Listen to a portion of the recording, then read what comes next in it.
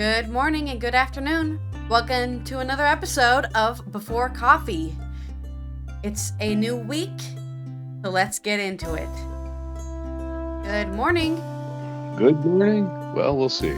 For you, the day just started. The birds are chirping.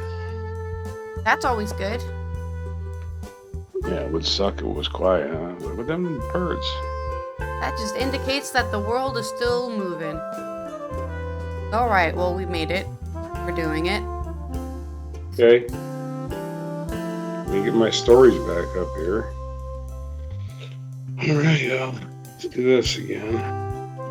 Sorry for the crappy start. We'll get there. I think. I'm not gonna read these things now. Oh, I just saw a story and it went away. Alright. Why is that politics? Everything's political these days. Alright. I guess. The headline doesn't make it sound political, but alright, I guess we're ready. And look at that shit. What the hell's the laundry doing there? Alright. Alright. Looks good. You want me to do? My head's getting chopped off. Yeah. Oh boy. No, if you just stay there, you're fine, yeah. We'll just stay here, I'm good, right? Yeah. You're me, alright? Is that the L? You're fine. Alright, then. Let's get started then. All right. Today on Before Coffee, Italy, 3 dead and 1 missing after tourist boat capsized in a storm. Debt ceiling deal reached in negotiations with Joe Biden and the Republicans. Spain's conservative opposition heading for emphatic win in regional polls. Erdogan wins runoff in Turkey. Opinion piece by Daniel Trilling. One U.S. policy the Tories are happy to emulate, cracking down on refugees. And after 73 years, a veteran's remains are returned. Today on Memorial Day in the United States, May 29th, 2023, edition of Before Coffee. No idea what day it is.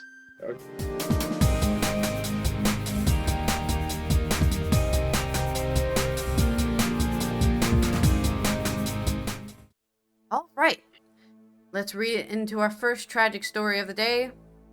19 people reach safety after disaster, but drivers and helicopter continue to search Lake Maggiore for 1 person still missing.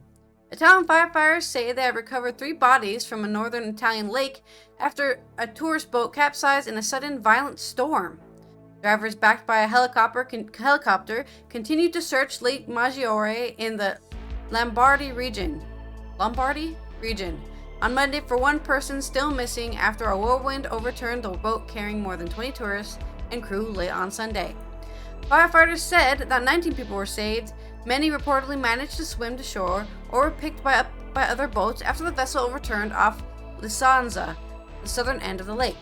The Lombardy region president, Attilio Fontana, said very serious incident had been caused by a whirlwind. The boat was 16 meters, 52 feet long, and had been hired by tourists, he said on Facebook. Interesting that he's talking on Facebook. I talk to all my constituents over Facebook so that I can only reach the people who are 55 and up. That's just a joke on Facebook, how old Facebook is. The vessel has been carrying 25 people, including 23 tourists and 2 crew. Italy's Various News said. The firefighters' video published by the Corriere della Sera says the helicopter flying over choppy waters where chairs and other debris could be seen floating. The whirlwind was part of a storm system that hit the Lombardy region Sunday evening, forcing delays at the Malpensa airport. Lake Maggiore, which lies on the south side of the Alps, is the 2nd largest lake in Italy and a popular tourist destination. So, unfortunately, some people got caught up in a swell. 3 people died and 1 is still missing, so hopefully they find that 1 missing person. Just an update on how, even if you're inland, lakes can still be dangerous. Keep your eyes on always wear a safety jacket, even if you're on a lake, because you never know what could happen.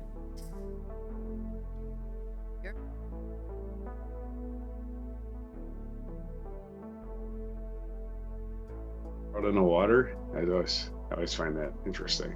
No, everyone in the Netherlands do wear a life jacket in the water, but they should. Everyone should, because water's dangerous. It doesn't care about your feelings. And boating in the United States, man, people are like, you're gonna die if you don't do every precaution. Wear a helmet when you ride a bike. But some places they just don't care. They're like, fuck it, we're live, we don't care. U.S. reaches debt ceiling agreement. In American news, political news, after a week of negotiation, President Joe Biden and House Speaker Kevin McCarthy have announced an agreement in principle to raise the nation's debt ceiling to avoid a potential catastrophic default. The agreement includes spending cuts demanded by Republicans, but is short in reductions in the sweeping legislation passed by the Republican-led House last month. To reduce spending, the Republicans had insisted, as the Republicans insisted, the package includes a 2-year budget deal that would include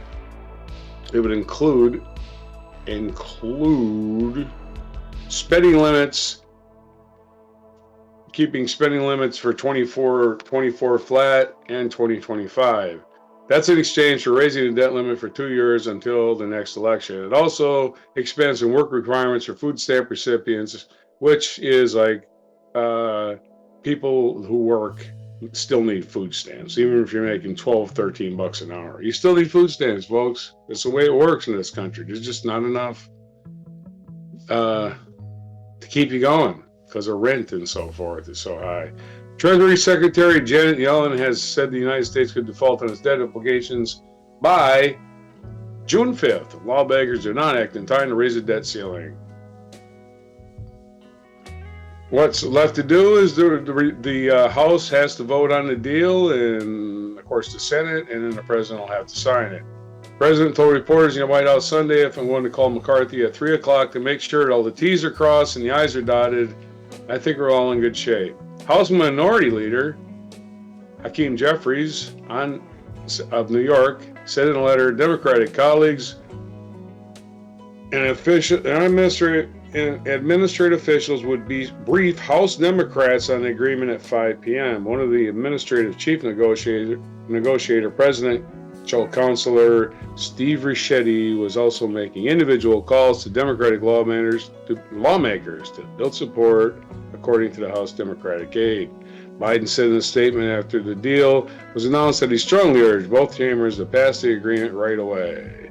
Now, the debt spending is debts we already have, obligations we already have. It's like your monthly bills. You say, well, we've got so much for our debts this month, but we're only going to pay so many of them, and we're going to put the rest of them off. No, the United States has to pay all of its obligations. And those obligations are mostly called government bonds. Government bonds are guaranteed returns, right? And if you guarantee returns and you don't pay your returns, then the entire world says your bonds are going to be useless. Therefore, you are going to pay more of a premium to anyone buying your bonds, and your word becomes worth less, your bonds become worth less, your government has bad credit, and the economy can theoretically collapse. No reason to do this whatsoever. The debt ceiling is an artificially created thing 100 years ago, less than 100 years ago, that they use as a tool to force people in negotiations. And that's all it is. The government, the president could just sign it, and it's in the 14th Amendment if you read it. So the president can just sign it and say, whatever, I don't need Congress for this. Anyway, but he's never tested that. Your story. Yeah, it's really interesting because I was seeing news on it and how supposedly they were adding random things in the bill. I really despise that. I don't know if every country has that, but I know famously American politicians do this, where they put things that have nothing to do with the bill inside a bill to try to pass a law in as like a secret.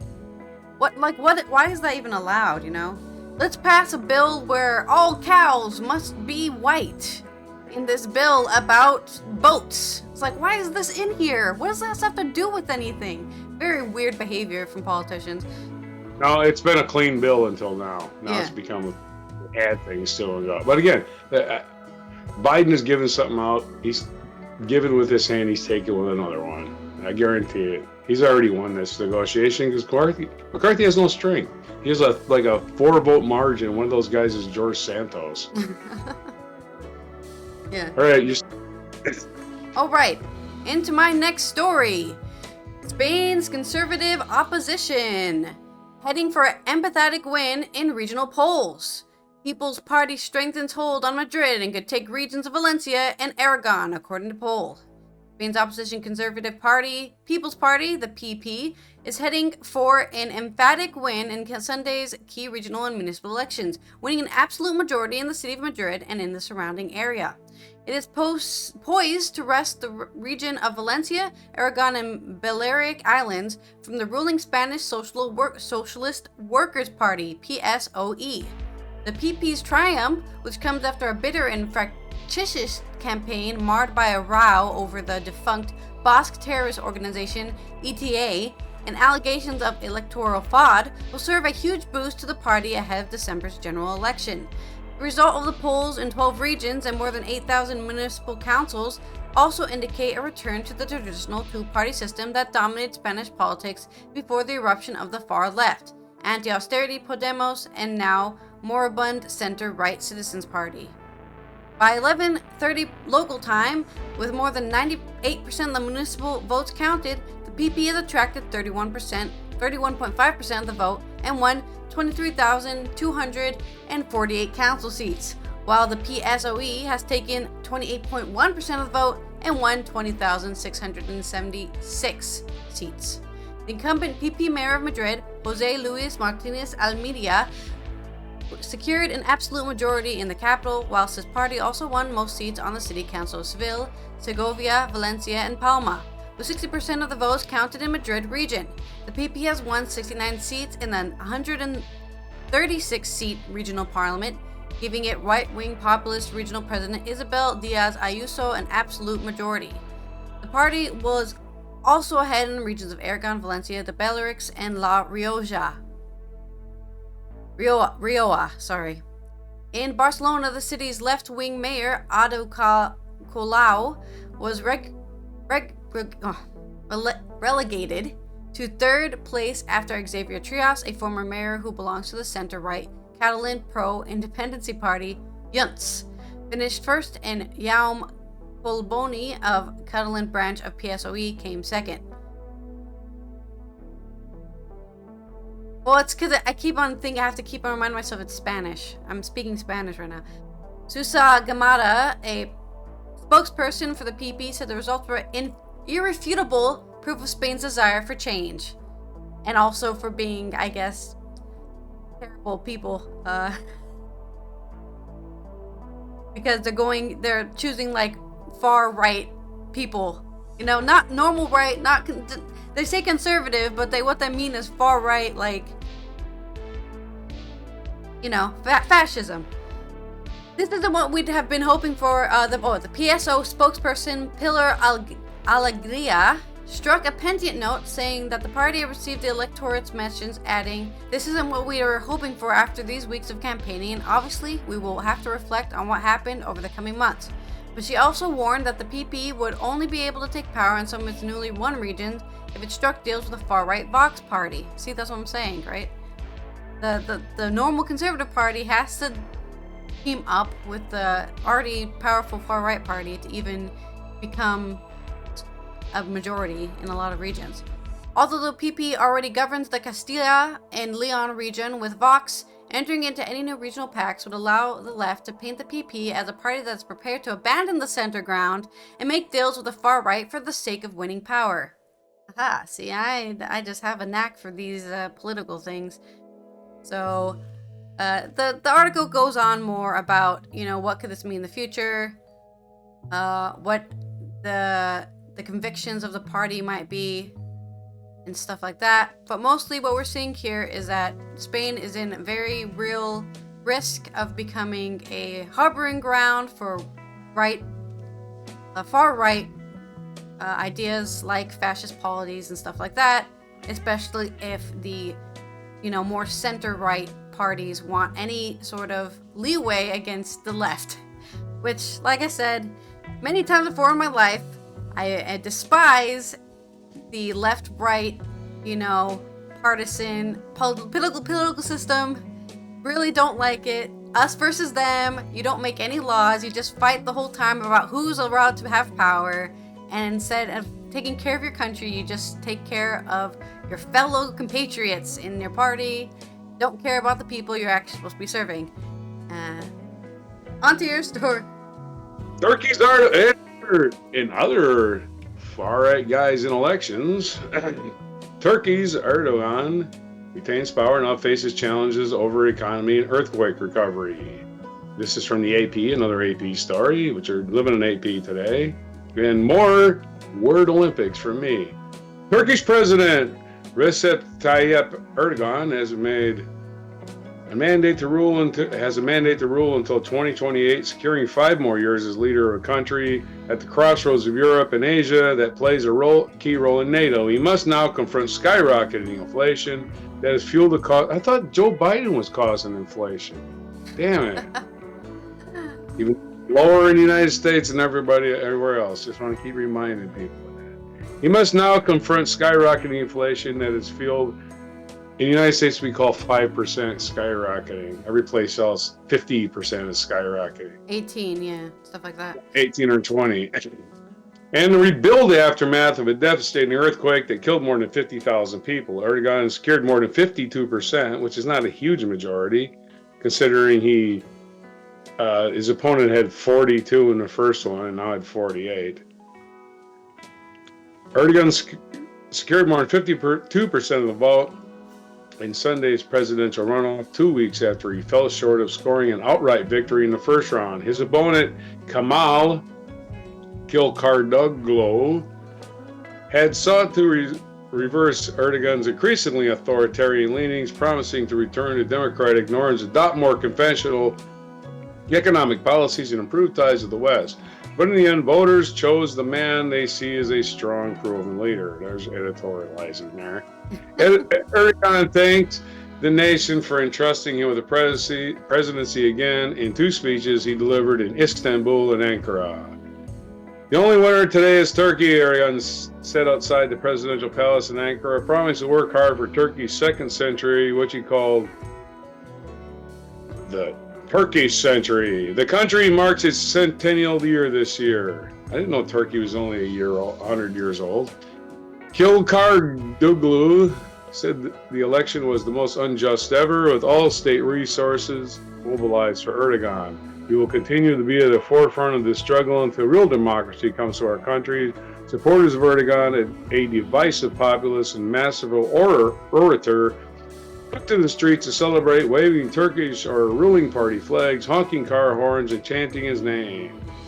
We have all been brainwashed. We've all been brainwashed. So the celebratory gunfire was heard in several Istanbul neighborhoods, emphasizing their fealty to their supreme leader, who will now tell them how to feel and how to think, as people just, please, please, please, extremely charming leader, tell us how to think and feel, as democracy slowly dies. Your story. Wow, your stories are really on a positive note today, huh? Hell yeah, man. Speaking of which, I call it out. Yeah. Speaking of which, let's look at an opinion piece by Daniel Trilling, who is the author of Lights in the Distance, Exile and Refuge at the Borders of Europe. So he's done some research into this topic on refugees, cracking down on refugees. Uh-huh. If you want to see what Rishi Sunak's Tories hope to achieve with their Stop the Boats policy and the brutal reality that underlines it, look to Greece. The country's right-wing Prime Minister, Kyriakos Mitsotakis, is currently riding high, having surprised pundits with the scale of his victory over the left in Sunday's general election. Mitsotakis has convinced many voters that he is returning Greece to stability after the turbulence of the 2010s, and part of a pitch in his claim is to have all anti-refugee boats crossings from Turkey. An investigation by the New York Times, published last week, points to what that order can mean in practice. Video footage shot by an aid worker and verified by the New York Times shows a group of refugees from Somalia, Eritrea, and Ethiopia being taken from Lesbos and abandoned at sea by the Greek authorities. First, the 12 men, women, and children are taken from an unmarked van and forced onto a waiting speedboat.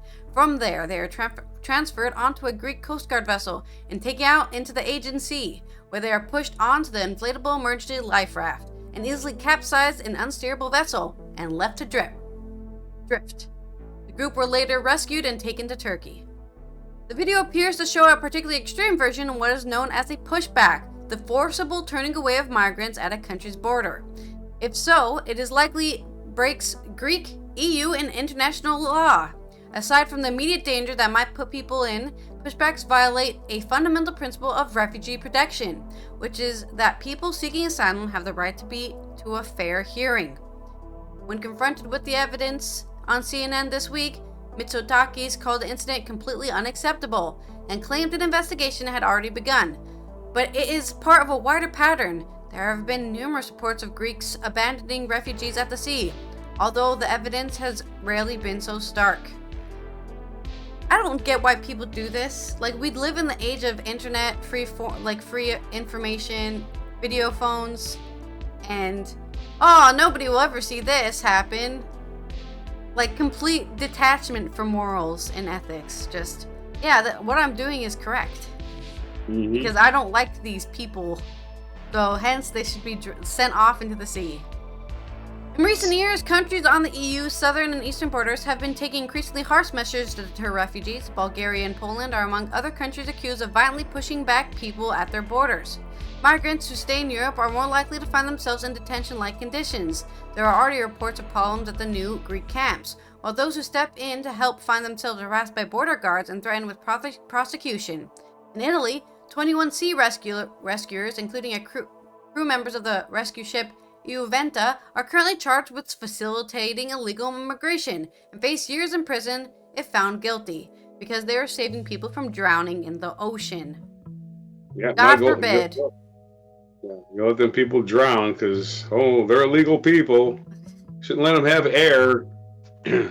Allegations of mistreatment are often met with official denial. In 2021, when Dutch journalists accused Mitsotakis of lying about alleged pushbacks, he responded by accusing her of insulting the Greek people.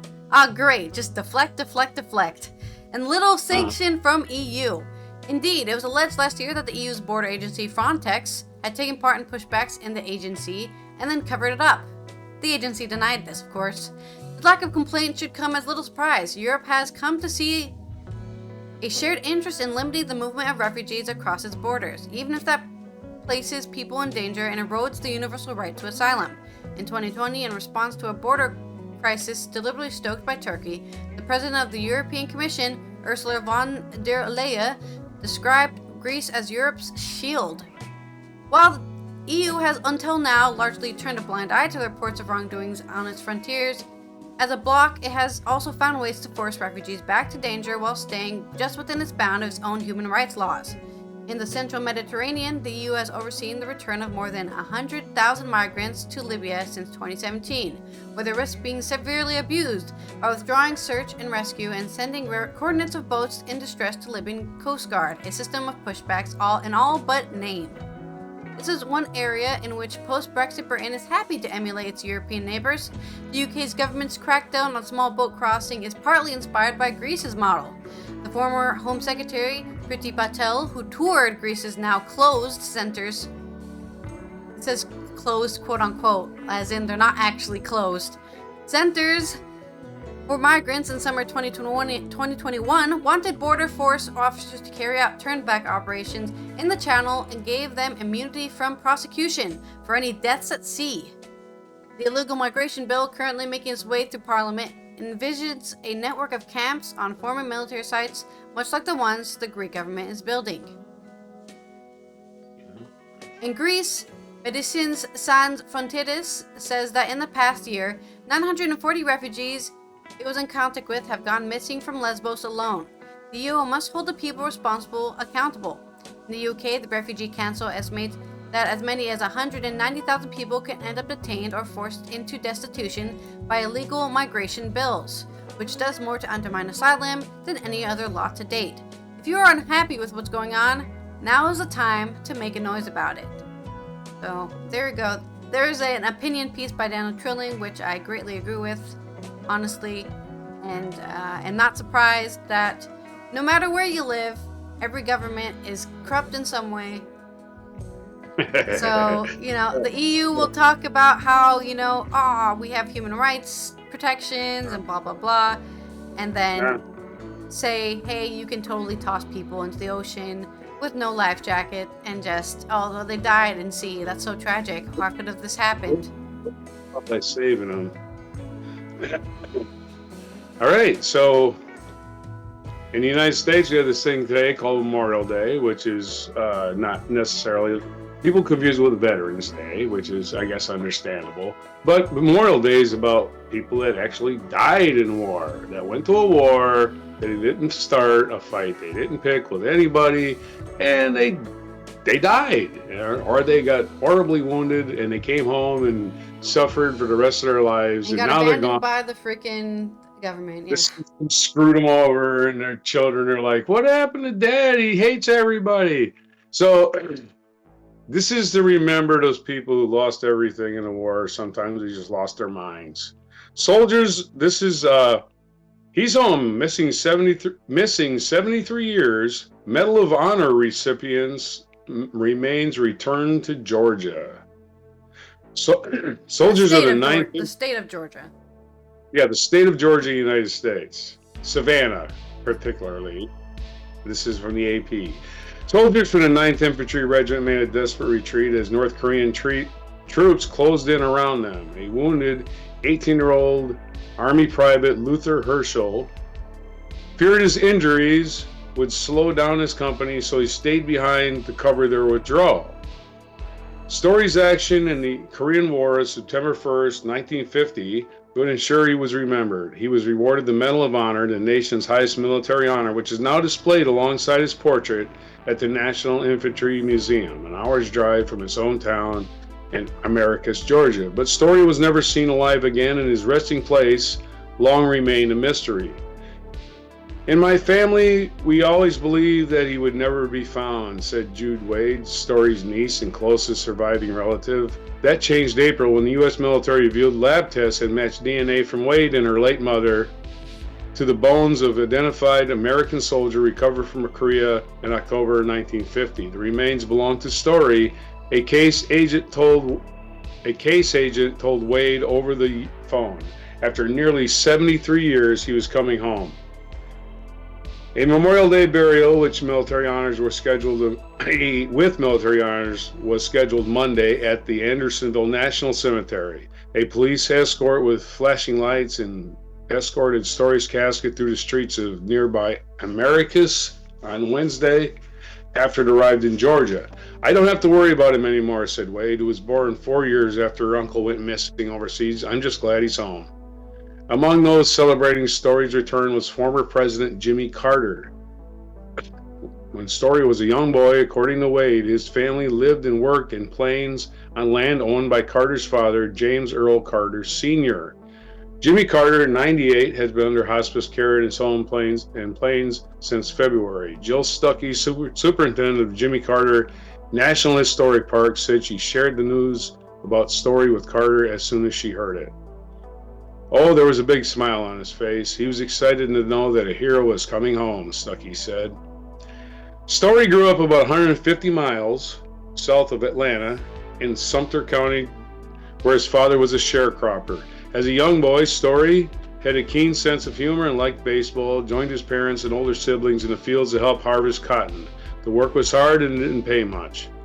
Mama talked about eating sweet potatoes 3 times a day, said Wade, whose mother, Gwendolyn Story Chambliss, was Luther Story's older sister. She used to talk about how at night her fingers would be bleeding from picking cotton out of the balls. Everybody in the family had to do it for them to exist.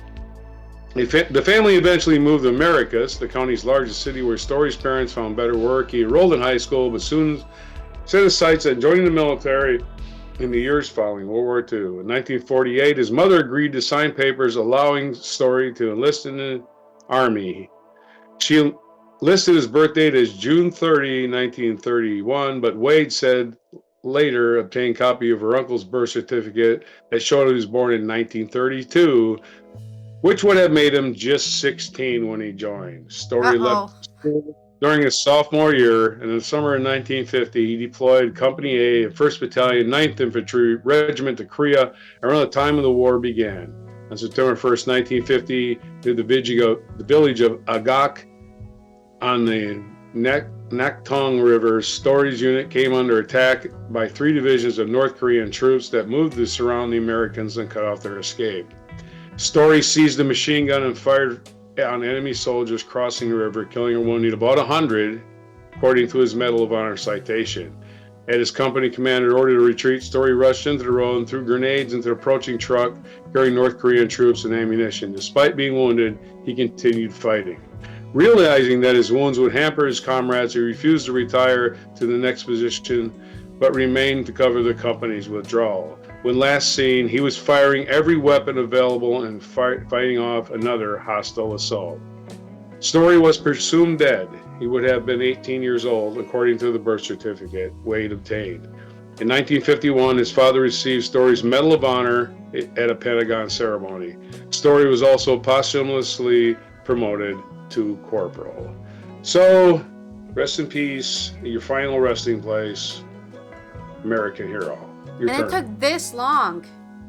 Yeah, to identify him even. And it had to remain since 1950. He's been dead since that frickin' day, for sure. Yeah, and they, somebody collected, probably the North Korean troops, right, collected his body and had his body, maybe even buried him. I don't know. Like, there's no story. There's no story on the actual, like, how the body was reobtained, I guess. If you think you don't like high school, at least you didn't join a frickin' war to get out of it. To be honest, I don't think I'm the demographic at risk of that. Well, I'm just saying anyone else. We still live in a world that does not draft women, so. Not you. I mean anyone else. Oh, anyone out there? Yeah. I use specifically you, the general audience. You think you don't like high school, at least you didn't join somewhere to get killed on your 18th birthday, or basically near your 18th birthday. Yeah. Your turn. All right. Well, thank you for being such a hero, and Luther. Yeah, sorry, I'm terrible at remembering names. Not a personal attack. All right. Now we're going to cover something I talked about with you on Saturday when we weren't recording a show, and that is former Pink Floyd artist Roger Waters rejects criticisms of Nazi uniforms. Former Pink Floyd bassist Roger Waters emphatically denies that he intended to incite hatred when he appeared on stage at a concert in Berlin wearing a costume that closely resembled a black leather Nazi uniform. He sees his performance, in which he also pointed a machine gun at the audience, as a clear stand against fascism. The artist writes this on Twitter, hours after the police in Berlin had announced that they were conducting an investigation. According to the police, Waters' uniform can be used to glorify or justify the Nazi regime, which is prohibited in Germany. The clothes look like clothes of an SS officer, a police spokesman said earlier. Footage shows Waters wearing a long leather uniform with a red Nazi-style armband for his performance at the Mercedes-Benz Arena. Where the Nazi bracelet had a swastika, Waters' bracelet featured 2 crossed hammers, symbolism that Pink Floyd used since the release of Pink Floyd's film The Wall in 1982. During the show, images were also shown with the names of Anne Frank and Al Jazeera journalist Shirin Abu Akleh, who was shot dead last year. It is precisely this combination of names that has gone down in a wrong way in Israel. Waters is a well-known supporter of a boycott against Israel. Okay, so, the freaking, what are they called again? There's what? The people who run Israel are a specific sect of Jews, but I can't remember what they're called right now. But they're angry. They're angry. Yeah, it's fault. Netanyahu's folks. Yeah. Netanyahu, the guy who owns the place. Israel, yeah. The Israel Foreign Ministry said on Twitter, "Good morning to everyone except Roger Waters, who used the evening in Berlin, yes, Berlin, to desecrate the memory of Anne Frank and the 6 million Jews murdered in the Holocaust." Okay, thanks for the sensationalist writing. The Foreign Ministry of a country? Hello? Get off Twitter. Waters doesn't want to hear all the criticism of his appearance in Berlin last week. He believes his critics are acting in bad faith. Indeed they are, wanting to silence him and smear his name because they disagree with his political views. Indeed, that is what's happening. It's Twitter. That's what you do on Twitter. You have the most bad faith argument possible in order to incite anger, which is what I'm obviously involving myself in. The fierce reaction to Waters' "This is not a drill" tour in Germany are nothing new. Frankfurt even tried to ban his show because he would be anti-Semitic on his previous tour by showing the inflatable pig with the Star of David. But according to the judge, that was within Waters' artistic freedom. It is expected that there will be demonstrations tomorrow in Frankfurt at Waters' last German show on the tour.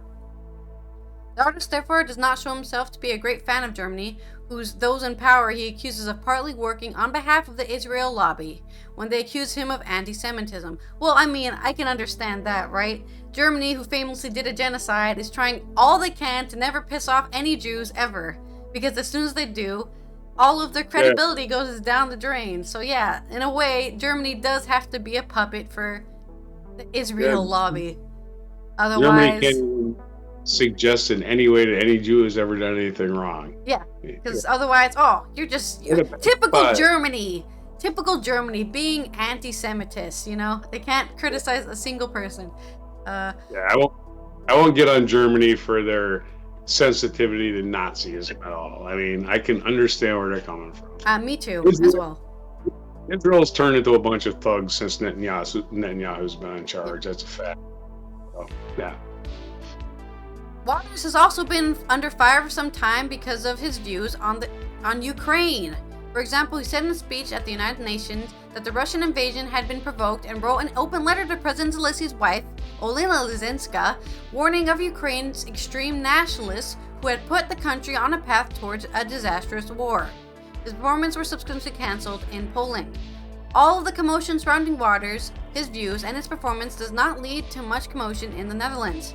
Israel Information and Documentation Center, SCIDI, has asked concert goers organizer Mojo to keep a close eye on the concerts, but did not call for a boycott.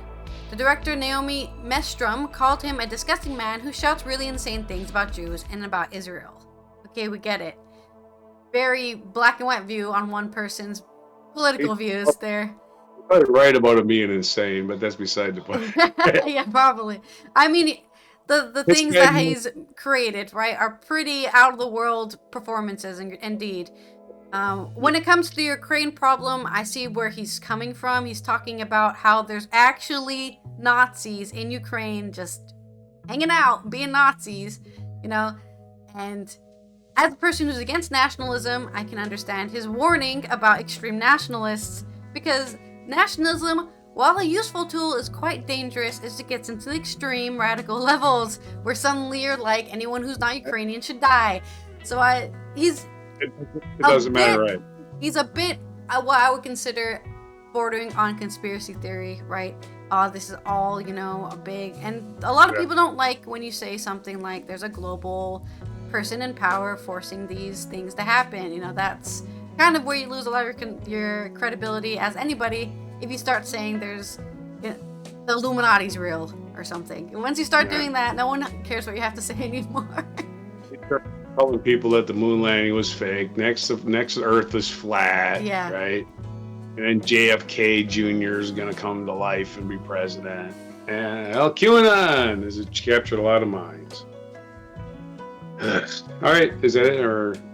Oh, okay. All right, so this day in history, and coincidentally, since Turkey had elections yesterday, but Turkey elections going on, in 1453, Constantinople and the Byzantine Empire fell to the Ottomans. So what was that? 683 years ago? 680 years ago? Not 80, 70. Jeez, I'm terrible at math. 570 years ago. There you go.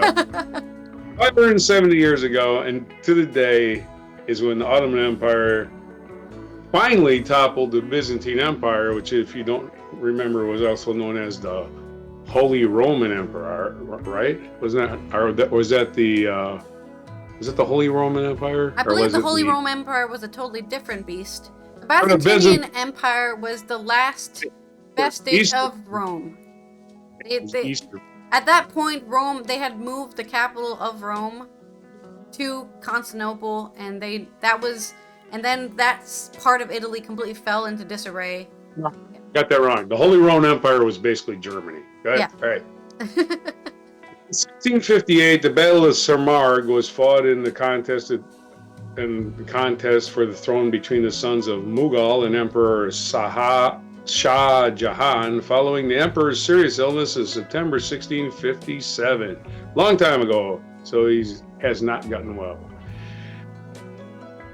In 1736, Order Patrick Henry was born. He's the one that said, "Give me liberty or give me death." In 1848, Wisconsin became a state. So happy birthday. It became the 30th state of the Union. It take that long, huh? 1848. So eat some cheese, drink some beer, go to a Brewers game. 1860, composer and virtuoso pianist Isaac Ibanez was born in Camprodon, Spain. I pronounced that wrong.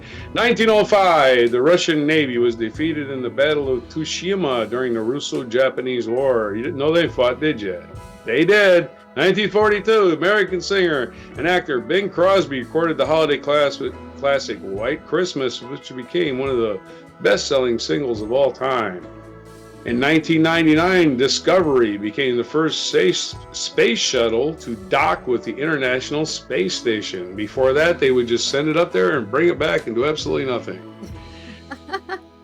Float around the Earth a few hundred times. Wow, we did it. We survived in space. Come back down now, please. And see if they could land the thing. Well, it was important enough they could land it and return it to space, which worked every time until 2. No one's perfect. Yeah. They used it a lot. Both, even the ones that crashed, I think. In 2017, Panamanian military leader Manuel Noriega died at the age of 83 in Panama City. And whose birthday is it today? It's JFK's birthday. Oh yes, John F. Kennedy was born in 1917. Mount Everest summit reached by Sir Edmund Hillary, who probably wasn't a sir then, and Tenzing Norgay, who was a Sherpa guide in 1953. Sherpa guide probably went up there 50 times to check it out first for the guy, right? Maybe. Only got credit for it once, right? Yeah. He probably said, "Who wants to go in the top and for what reason?" That's probably what he said. Yeah. All right, I'll do it. What the fuck? Extra $50. I'm sorry, 50 pounds sterling. Also birthdays today. Carmelo Anthony, American baseball player. Bob Hope was born on this day in 1903. G.K. Chesterton, British author, was born in 1874, and we already covered Patrick Henry. And what day is it today? It's Memorial Day. We already know that.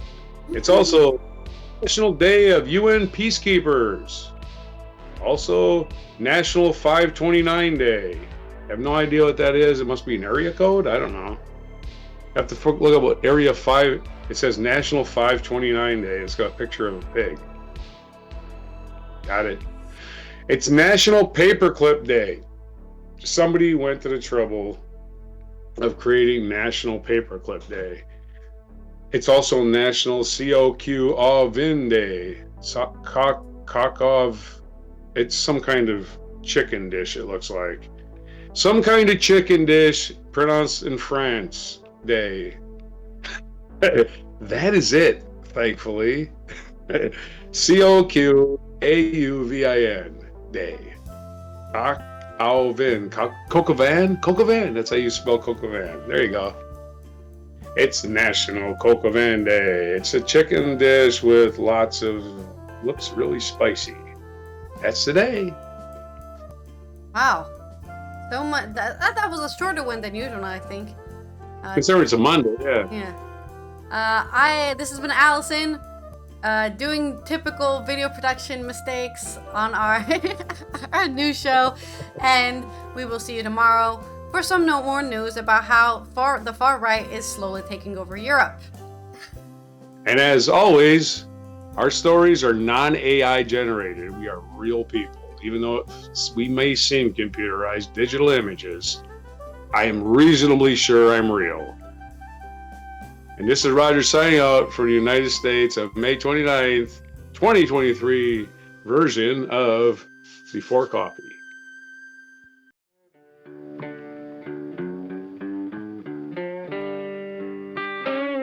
Be sure to hit the like, subscribe, and notify buttons, and follow our other channels, Toxic Alley, History of Gravy, and Scratchy Old Records.